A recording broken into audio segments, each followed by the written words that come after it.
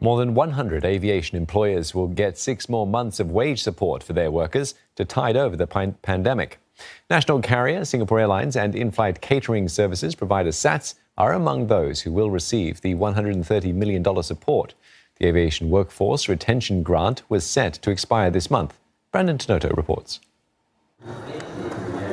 The extended grant will support 30% of the first $4,600 of gross monthly wages paid to each local employee.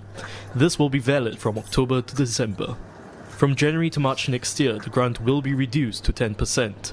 Authorities say the grant's aimed at preserving aviation jobs and position the sector for recovery. Industry observers believe the extended support will ease the cash flow of firms at a time when borders remain largely closed.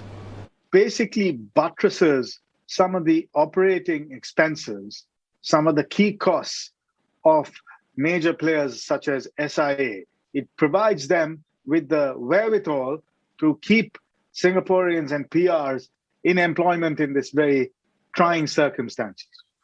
Observers add that the move to keep the aviation workforce intact will also help Singapore maintain its air hub status and position as a global business centre.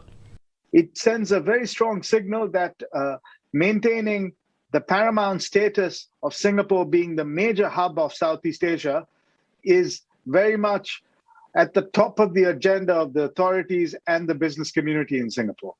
The last thing we want to see is companies having to let go of the workers at the final lap and then having to rehire them, subsequently when global travel resumes. And henceforth, it is crucial that we continue to render companies in the aviation industry the necessary support.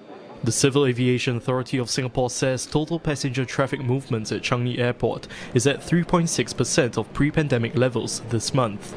That's a slight improvement from the around 2% of pre-COVID levels recorded at end January.